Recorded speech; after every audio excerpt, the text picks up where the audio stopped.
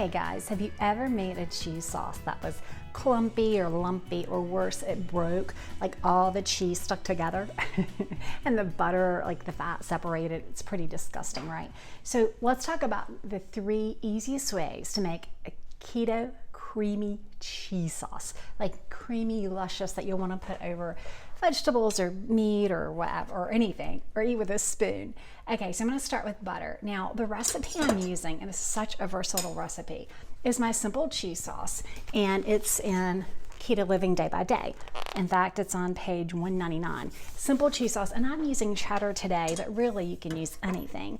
I'm going to use a half cup of cream, and then 4 ounces or 1 stick of butter. And you just want to put it in here and let it all melt together and let it come to a simmer. And it's on medium-low heat. All right, so let me get all the butter in there. And then with the cheese, this is one of the first tips for getting really creamy, luscious cheese sauce. You want to start with cheese that is not pre-shredded. Now I know, and I've been shredding it already, I know it's some work, especially if you have a little handheld grater. I also have one that has, it's like they use at Olive Garden. It has like a little barrel on it, and that's a little faster. Oops, if you use the right side of the shredder, it's better too.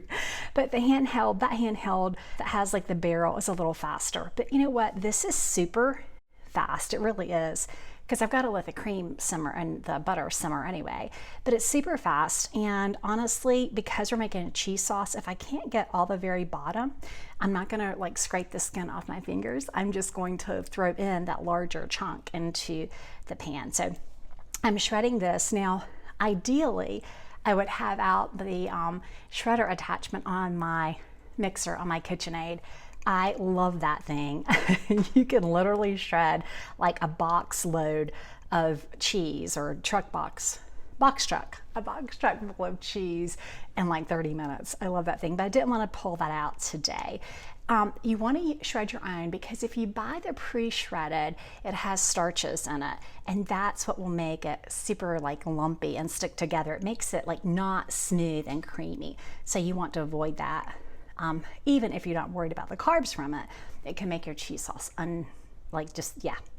not a good thing.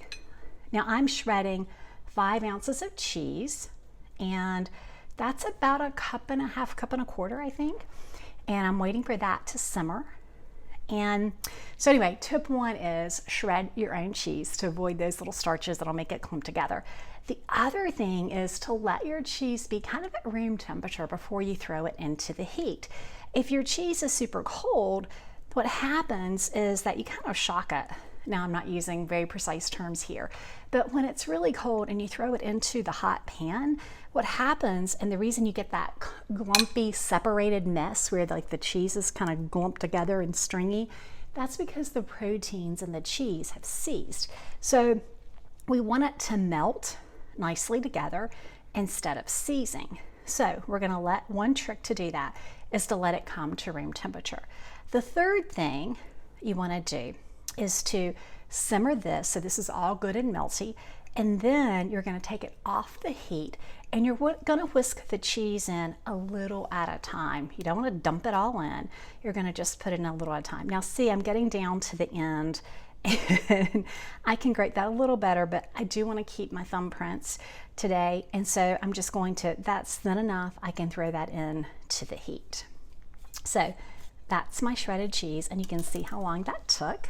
Now let's give this a stir, not quite to a simmer because we have to melt the butter, but it'll be simmering in no time. Now this is so easy that like even the kids do the cheese sauce.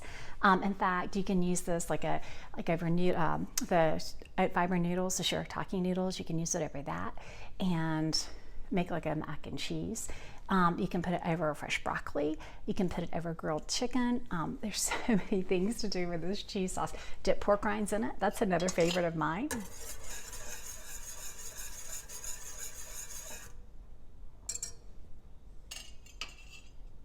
One of the reasons you want to let the cream and butter simmer just a bit is it will thicken up just a bit if you simmer it so that you have a thicker, more luscious cream sauce. Now I've used Gouda cheese, smoked Gouda cheese. I've used a Monterey Jack. There's so many things you can do. You can also add a pinch of cayenne pepper if you want a little bit of heat with it, and maybe a little garlic garlic powder as well. I didn't pull that out today, but I do like the flavor that it gives. I don't usually add salt when I'm making it because cheese can be really salty. So you can add salt to taste after you get the cheese in there, but if you add the salt, you can't take it out. And especially if you're using salted butter, you're probably not going to need to add any salt at all. And I am using unsalted butter. Okay, that's just starting to simmer. Okay, so if I let it get to like a really strong simmer and I throw it in, remember it's going to separate. So let me review a couple of things real quick while I'm waiting on this to simmer. 3 tips to get for the creamiest keto cheese sauce ever. 1, shred your own cheese. Don't use the pre-shredded cheese because it has starches that'll make it kind of clumpy and lumpy and not smooth and creamy. 2, let the cheese come to room temperature. So pull it out of the fridge when you pull all of the other ingredients out, and that will help it to not seize and clump together. And then 3, add your cheese, take it off the heat, and add your cheese a little at a time, kind of whisking it in as you go. So those are the 3 top tips. You're going to see me do that last one in just a minute. And the other thing, just to recap the recipe that I'm using for this, I'm using 4 ounces or 1 stick of butter. I'm using 5 ounces of cheese that I shredded on my own, and I'm using 1/2 cup of heavy cream.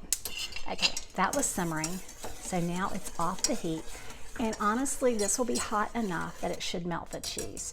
So I'm nervous here. I've made cheese sauce how many hundreds of times, but I'm a little worried because y'all are watching now. Okay, and again, don't worry, I'm going to put those little clumps in.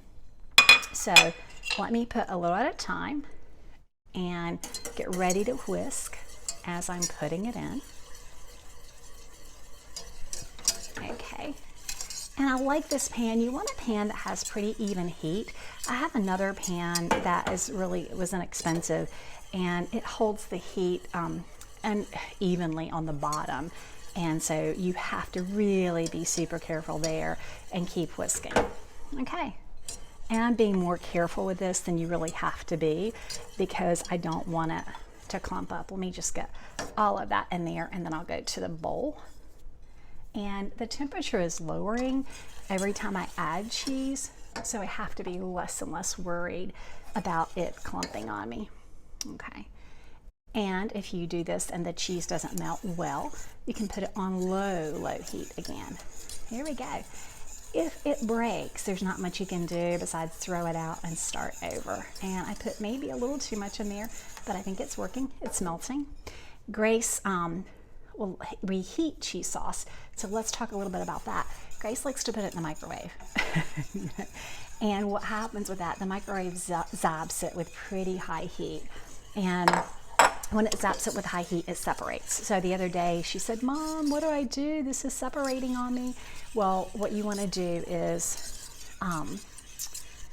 put it on the stovetop to reheat it. And you may have to add a little more cream, a little more cheese. And I'm holding the pot up, 1, so you can see, and then 2, to make sure that it's not too hot on the stove. Okay, and putting it down so I can add the last of the cheese. Okay, and I forgot to grab a spoon so that we could try this. But there is a pretty smooth, I've got to keep mixing it. David brought me a spoon. There is our cheese sauce, and you can see I've got to keep stirring to melt it, but that's a pretty smooth sauce. It's got to melt. And that's it.